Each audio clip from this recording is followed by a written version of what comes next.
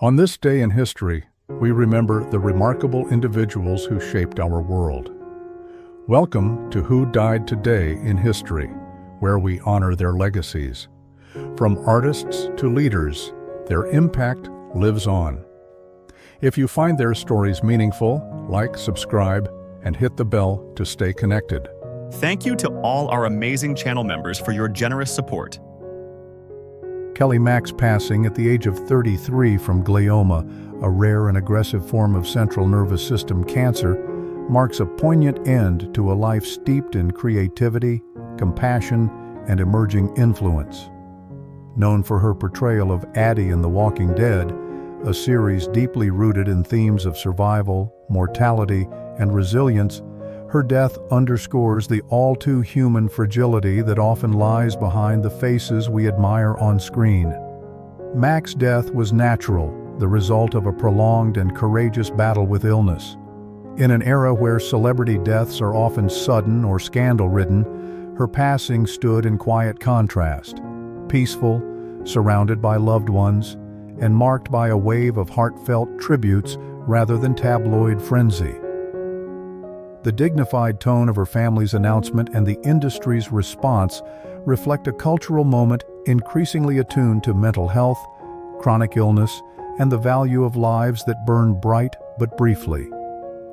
The immediate consequence of her passing was a shared grief from both peers and fans.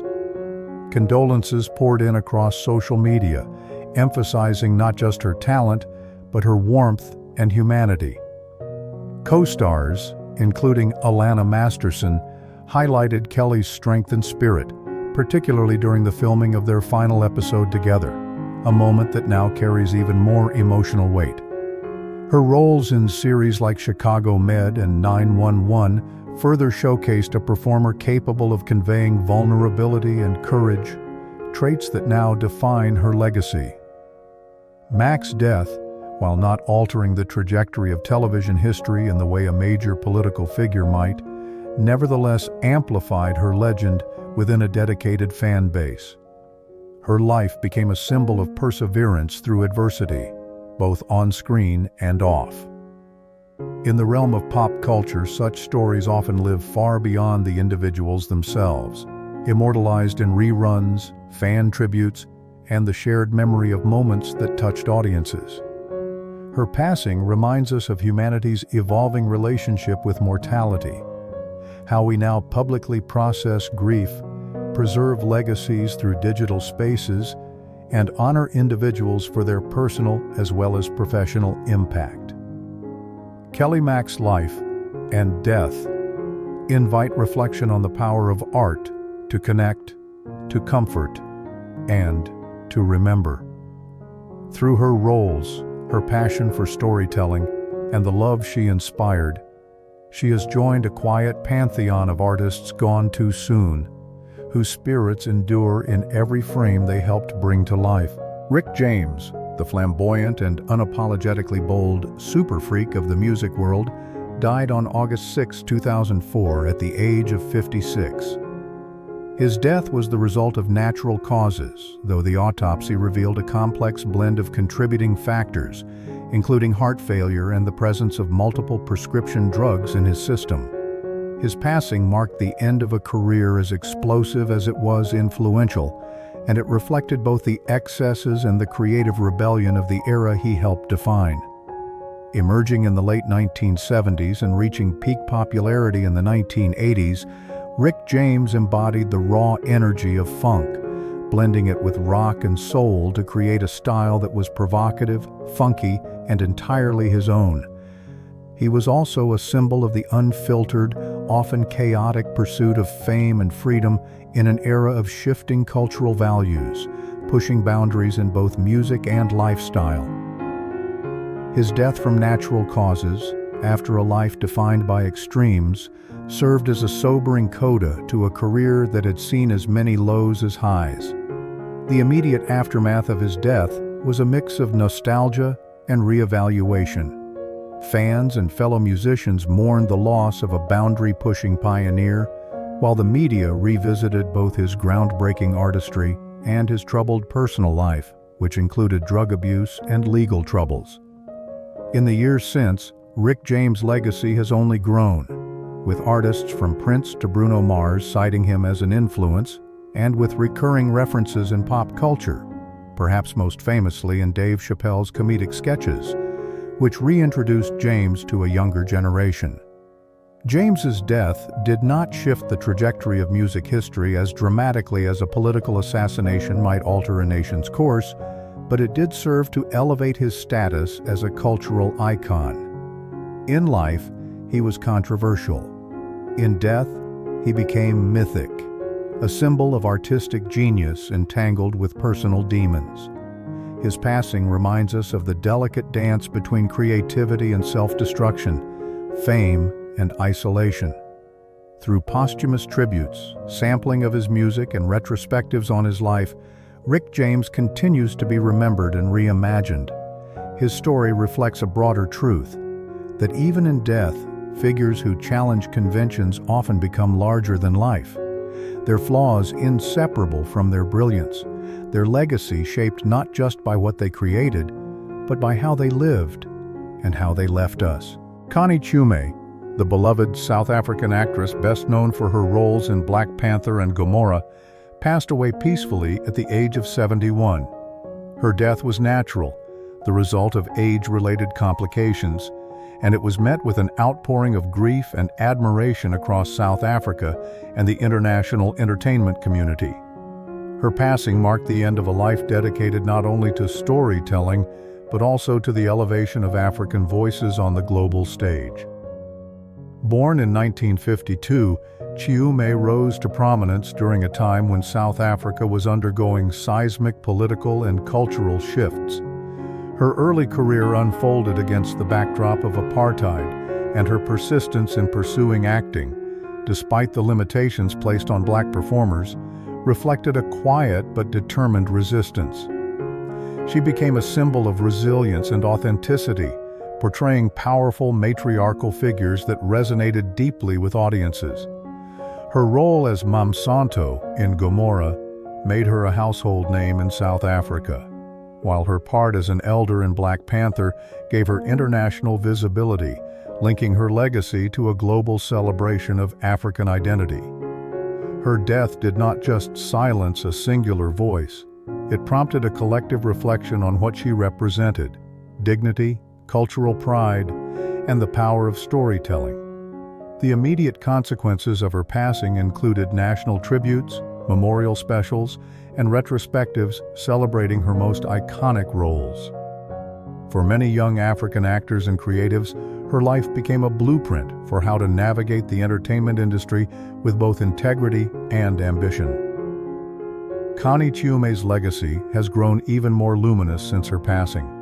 She is now revered not only as an actress, but as a cultural trailblazer. Her presence in Black Panther, a film that shattered Hollywood norms and redefined African representation in cinema, immortalized her as part of a larger historical movement. Her death invites us to consider how we remember those who elevate our collective narrative. Through murals, posthumous awards, and reruns of her most beloved scenes, Chiume's memory lives on, not just as an actress, but as a voice of a nation and a continent finding its place on the world stage. Her story reminds us that mortality may end a life, but legacy, rooted in purpose and pride, can echo far beyond the final curtain. Harry Rezner, a pioneering American journalist and broadcaster, died on August 6, 1991 at the age of 68. His death was natural, the result of a stroke compounded by complications from a fall at his home. Though not dramatic in circumstance, his passing symbolized the end of an era in American journalism, a time defined by gravitas, trust, and the golden age of televised news.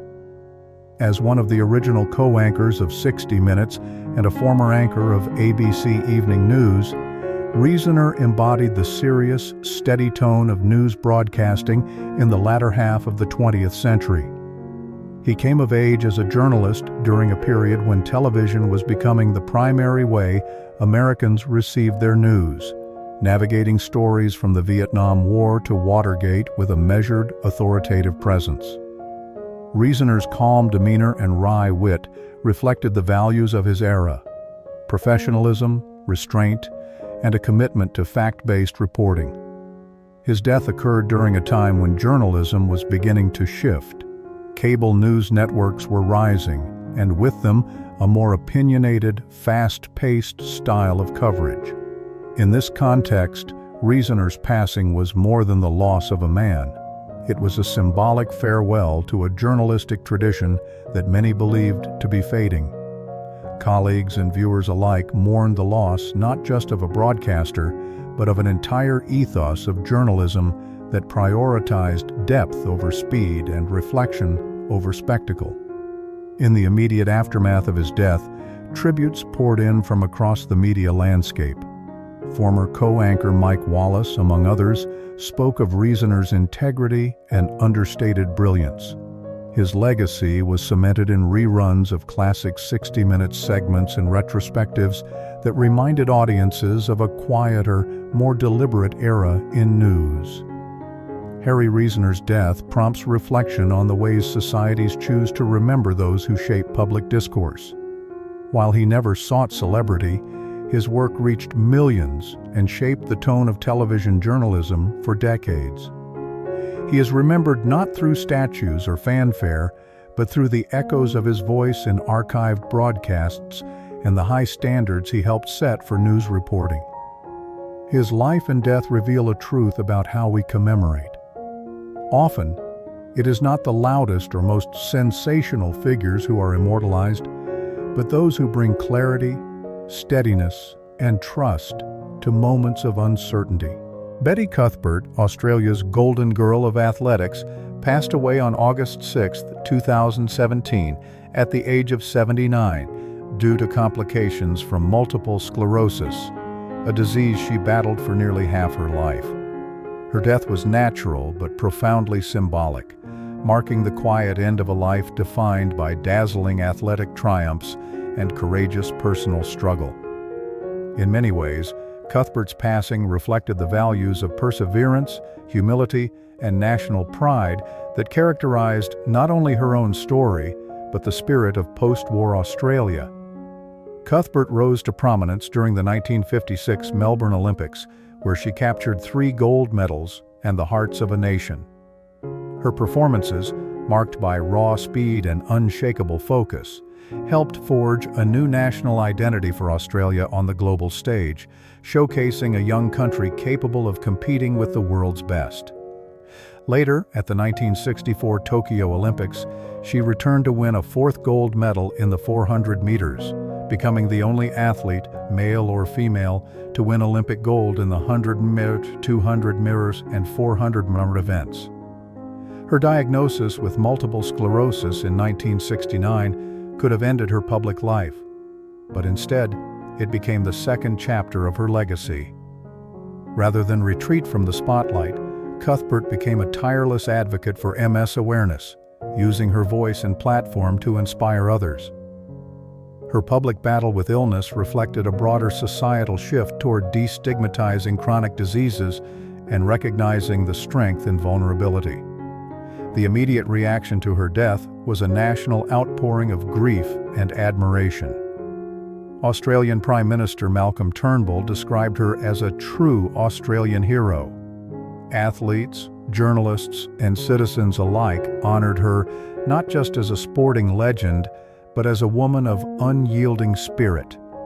Her legacy was further enshrined in public memory through statues, Hall of Fame inductions, and stories retold in classrooms and media.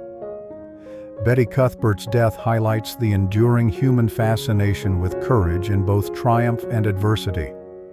Her legacy lives not only in record books, but in the narrative of a woman who ran fast enough to make history, and then stood strong enough to change it. Through films, biographies, and national honors, we immortalize her as more than an athlete. She remains a symbol of hope, resilience, and grace under pressure, qualities that transcend sport and speak to the best of the human spirit. Tony Lazari, one of the legendary pillars of the New York Yankees' early dynasty, died on August 6, 1946, under circumstances that remained clouded in uncertainty. Official reports listed his death as the result of a heart attack, but rumors circulated for decades that he may have fallen down a flight of stairs or even died by suicide. Regardless of the exact cause, his death marked a tragic and early end to the life of a baseball icon, whose legacy extended far beyond the field. Lazari, born to Italian immigrants in San Francisco, rose to fame in the 1920s as a key member of the Yankees' feared Murderers Row, playing alongside Babe Ruth and Lou Gehrig. As one of the first major Italian-American baseball stars, his success came during a time of significant ethnic discrimination, and he became a symbol of possibility for immigrant families across the country. He played the game with power and intelligence, becoming a 5-time World Series champion and later earning a place in the Baseball Hall of Fame. The ambiguity surrounding his death in 1946 reflects the silent battles many athletes face once the spotlight fades. Lazari had long struggled with epilepsy, a condition often misunderstood and stigmatized at the time. His health, both physical and emotional, was reportedly in decline, and his sudden passing at just 42 stunned the sports world. The Yankees organization and fans mourned not just the loss of a great player, but the premature vanishing of a trailblazer in the sport. Lazari's death didn't cause a seismic shift in history, but it did add a tragic layer to his already impressive legacy. For many, he became emblematic of the unspoken pressures that come with fame and the lack of support structures for athletes in the mid-20th century. His passing helped usher in conversations, though still nascent, about post-career care and mental health in professional sports. Today, Tony Lazari is remembered through tributes in Yankee Stadium, plaques, and countless baseball retrospectives. His story is a testament to perseverance amid adversity, and his early death is a reminder of the fragility that underlies even the most heroic of lives. Through memory and myth, we preserve figures like Lazari not only for what they did, but for what they endured, and how they helped define the spirit of their era. John Hughes, the visionary filmmaker behind some of the most beloved teen and family films of the 1980s and 1990s, died suddenly of a heart attack on August 6, 2009, while taking a morning walk in New York City.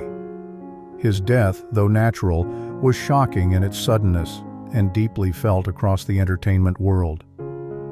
At just 59 years old, Hughes left behind a legacy that had helped define an era and a generation. Hughes's passing marked the end of an era in Hollywood storytelling.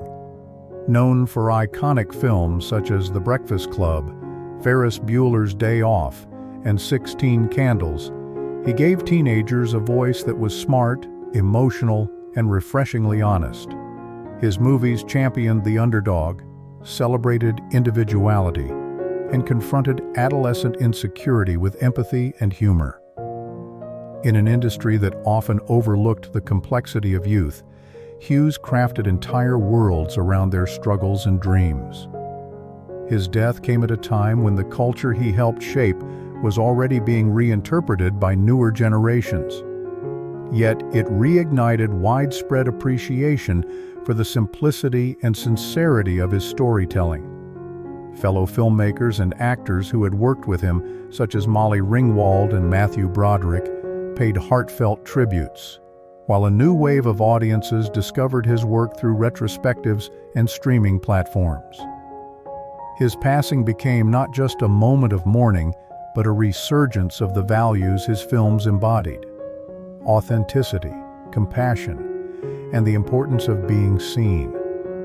In many ways, Hughes's death amplified his legend. Having retreated from the public eye in the late 1990s, he had become an almost mythical figure, a reclusive artist whose work spoke louder than any interview or appearance. The circumstances of his death, sudden and without spectacle, mirrored the quiet dignity with which he lived his later life. We immortalize John Hughes not through statues or grand memorials, but through the eternal relevance of his films. His characters still echo in school hallways, on awkward first dates, and in the daydreams of anyone who ever felt out of place. Hughes reminds us that power doesn't always come through politics or war. It can emerge in storytelling that affirms our shared humanity. His passing teaches us that while death may be inevitable, true influence endures, not in monuments, but in memory. Willie Deville, the enigmatic frontman of the band Mink DeVille and a solo artist revered for his gritty romanticism, died on August 6, 2009, from pancreatic cancer at the age of 58. His death, while natural, was underscored by the tragic reality faced by many artists, recognition that often arrives too late, and a life lived largely outside the mainstream spotlight despite immense talent. Emerging from the late 1970s New York punk and rock scene, DeVille stood apart. His music, a fusion of rock, soul, Latin rhythms, and cabaret, resisted easy categorization. With his slicked-back hair, sharp suits, and smoky voice, DeVille was an old-school romantic in a rapidly changing world. His songs often carried the scent of broken hearts, dark alleyways, and fading neon dreams, echoes of a bygone era clinging to a modern one that had little room for such sentimentality. DeVille's passing didn't cause the shockwaves of a global icon, but among musicians and devoted fans, it was deeply felt. He was seen as a musician's musician, praised by peers like Bob Dylan and Mark Knopfler, and his death reignited appreciation for the depth and authenticity of his songwriting. For an era increasingly dominated by digital gloss and fleeting fame, DeVille's gritty storytelling and timeless sound served as a reminder of the enduring power of emotional honesty. The challenges of DeVille's life, struggles with addiction, obscurity despite talent, and a career that defied conventional marketing, reflected the hard road walked by many uncompromising artists. His death marked the loss of a voice that had never conformed, but had always sung with heart. In death, as in life, he remained a cult figure, never fully embraced by the mainstream, yet cherished by those who understood the poetry in his pain.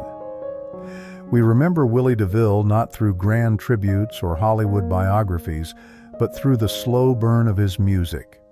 Songs that still play in dim-lit bars, on vinyl turntables, and in the hearts of the faithful.